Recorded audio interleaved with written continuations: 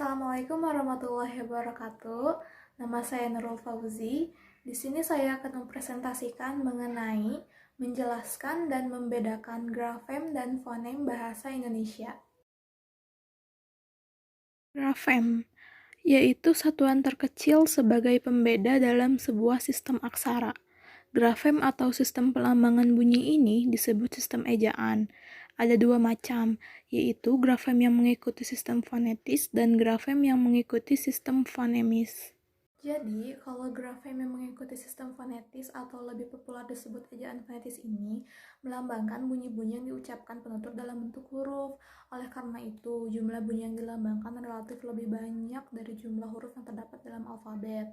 Nah, sementara itu, grafem yang mengikuti sistem fonemis lebih populer disebut ejaan fonemis ini melambangkan fonem-fonem bahasa tertentu dalam bentuk huruf.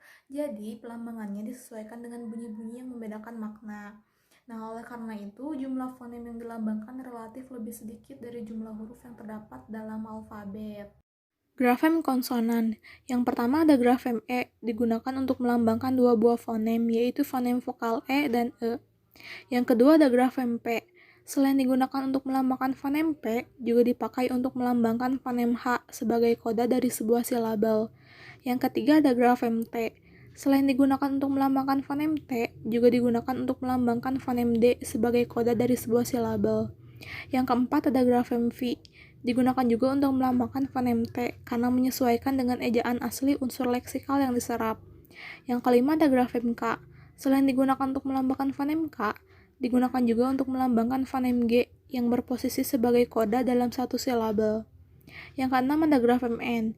Selain digunakan untuk melambangkan fonem N, juga digunakan untuk melambangkan fonem nya pada posisi di muka fonem konsonan J dan C.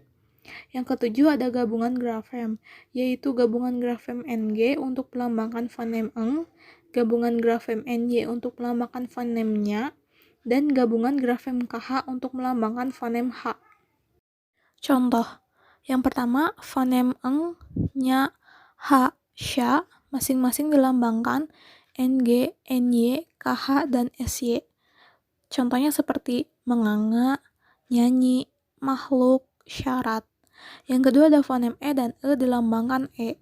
Contohnya seperti sate, ide, menang, berat. Fonem. Fonem yaitu satuan bunyi terkecil yang mampu menunjukkan kontras makna. Identifikasi fonem. Untuk mengetahui apakah bunyi fonem atau bukan, kita harus mencari sebuah satuan bahasa, biasanya sebuah kata, yang mengandung bunyi tersebut, lalu membandingkannya dengan satuan bahasa lain yang mirip dengan satuan bahasa yang pertama. Jika ternyata kedua satuan bahasa itu berbeda maknanya, maka berarti bunyi tersebut adalah sebuah fonem, karena dia bisa atau berfungsi membedakan makna kedua satuan bahasa itu. Misalnya, kata Indonesia laba dan raba. Kedua kata itu mirip benar. Masing-masing terdiri dari 4 buah bunyi. Yang pertama mempunyai bunyi L, A, B, A, dan yang kedua mempunyai bunyi R, A, B, A. Jika dibandingkan, L, A, B, A, dan R, A, B, A, ternyata perbedaannya hanya pada bunyi yang pertama, yaitu bunyi L dan bunyi R. Maka dengan demikian dapat disimpulkan bahwa bunyi L dan bunyi R adalah dua buah fonem yang berbeda di dalam bahasa Indonesia, yaitu fonem L dan fonem R. Contoh lain, dalam bahasa Indonesia kata baku dan bahu yang masing-masing terdiri dari 4 buah bunyi, maka bunyi K pada kata pertama dan bunyi H pada kata kedua masing-masing adalah fonem yang berlainan, yaitu fonem K dan fonem H. Kedua bunyi itu menyebabkan kedua kata yang mirip itu berbeda maknanya.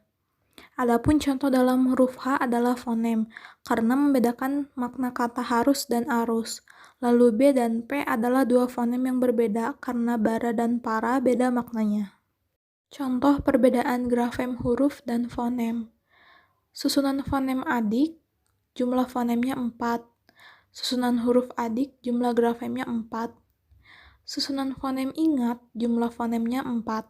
Sedangkan susunan huruf ingat, jumlah grafemnya 5. Sama seperti susunan fonem nyanyi, jumlah fonemnya 4.